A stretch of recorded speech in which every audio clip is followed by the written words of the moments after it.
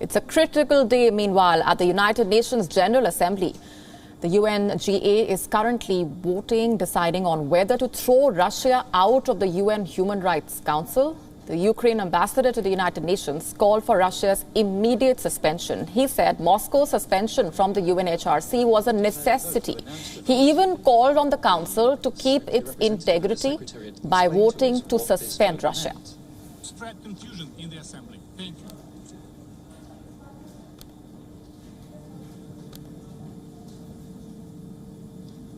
Draft resolution AES 11L3 is not adopted.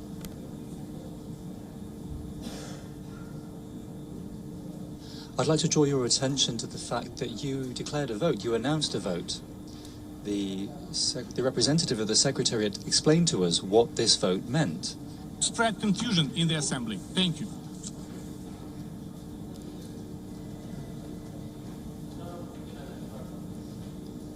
Draft resolution AES 11L3 is not adopted. Bucha and dozens of other Ukrainian cities and villages where thousands of peaceful residents have been killed, tortured, raped, abducted, and robbed by the Russian army serve as an example of how dramatically far the Russian Federation has gone from its initial declarations in the human rights domain.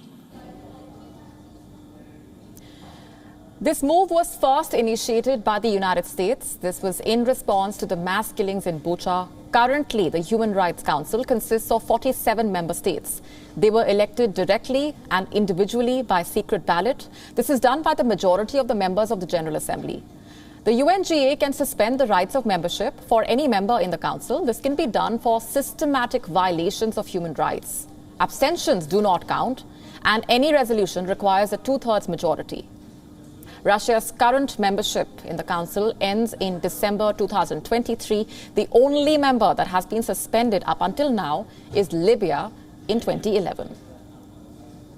Currently, all eyes are on India. Today will mark India's toughest test as far as the conflict is concerned. So far, India has abstained on at least 9 resolutions at the UN Security Council, at the UN General Assembly, at the UN Human Rights Council, and at the International Atomic Energy Agency. India can choose to abstain, but like I said earlier, abstentions do not count here. Moscow has already said even an abstention will be treated as an unfriendly gesture. New Delhi has condemned the killings in Bucha, calling for an independent probe. How it votes today could be definitive in New Delhi's role as far as the conflict is concerned. The Russian Federation, the country which is an essential part of... Let's go straight across now to Ambassador S.D. Tiwari, who is joining us live on the broadcast from New Delhi. He is the former Indian ambassador to Ukraine. Thanks very much, Ambassador, for being here with us. Welcome to WION. If we can talk about the significance of the vote to begin with, and how all eyes as of now are on India and the position that it will take, given that it has been walking that tightrope as far as the conflict is concerned. Vote. Western countries have brought this resolution, and in the General Assembly they had this earlier resolution also, which was passed. It was passed with nearly 140 votes. So I think they're expecting this kind of a large voting and support for them. India's position has been very amply clarified and stated. Our ambassador yesterday had spoken, and we have, of course, very unequivocally condemned the Bucha killings. At the same time, we have also said that there should be an independent inquiry, a probe, as proposed by the UN Secretary General Guterres. So I think also in the Parliament yesterday, our Foreign Minister has made our position very clear. He said that India is taking the position as per its own national interests. India has chosen peace, and whenever there is an issue connected with human lives, diplomacy should prevail. So I think our vote, our position this evening at the General Assembly will be guided by all these considerations. Basically, we would like to see that scope for peace, scope for negotiations, and a peaceful solution to this problem cannot be sidetracked, cannot be jeopardized because of these votes. But on the question of humanitarian issue like this, India has come out very firmly when it condemned the Bucha killings day before yesterday. Sure. What does this vote in itself mean for Russia, given that diplomacy, the sanctions so far have failed to deter Moscow from continuing with its invasion of Ukraine?